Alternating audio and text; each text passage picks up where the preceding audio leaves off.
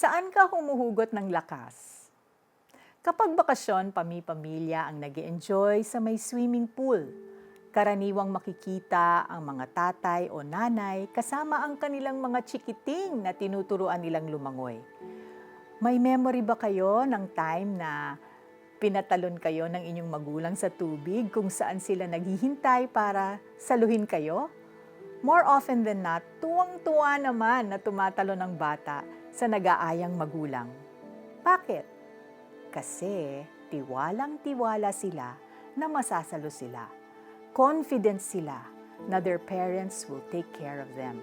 Their safety is guaranteed. Ganito rin kaya ang ipinahihiwatig ni Peter sa Matthew 14:28?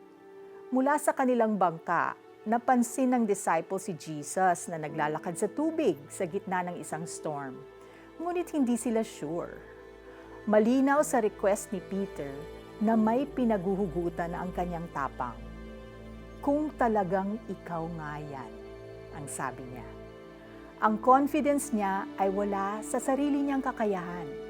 Wala sa skills ng mga kasama niya, kundi nasa tumatawag sa kanya.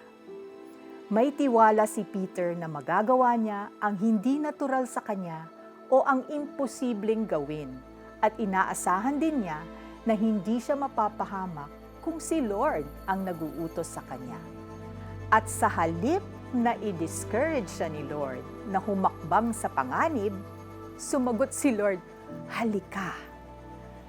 By this time, na-witness na ni Peter ang kadakilaan ni Jesus at unti-unti na ring nabubuo ang tiwala niya sa Panginoon. Alam niya na si Lord ang kanyang tunay na pinaguhugutan ng lakas. May assignment ka ba from the Lord? Na-overwhelm ka ba? Saan o kanino ka humuhugot ng lakas? Turn your eyes upon Jesus. He is worthy of our trust. Kayang-kaya niyang bantayan ang iyong kapakanan. Kayang-kaya niyang pangyarihin sa iyo at sa paligid mo ang kinakailangan para matupad mo ang gusto niya para sa iyo. Tayo'y manalangin. Panginoong Hesus, salamat sa iyong pangako na ikaw ang kumikilos sa buhay ko para gustuhin at gawin ko ang kalooban mo.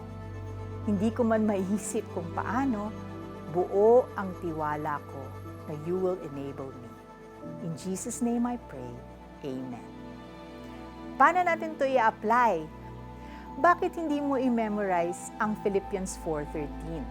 Ang source of strength ni Peter ay source of strength din ng sumulat ng Philippians na si Apostle Paul. Sinabi ni Pedro, "Panginoon, kung talagang ikaw nga yan, papuntahin mo ako dyan sa kinaroroonan mo sa ibabaw ng tubig." Mateo 14:28. If God allowed Peter to walk on water just because he believed, imagine what he could do for you if you give him the same belief too.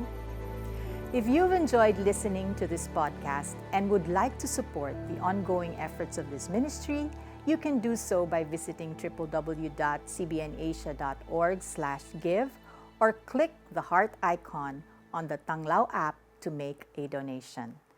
This is Felici Pangilinan Buizan saying, God is the strength of my heart.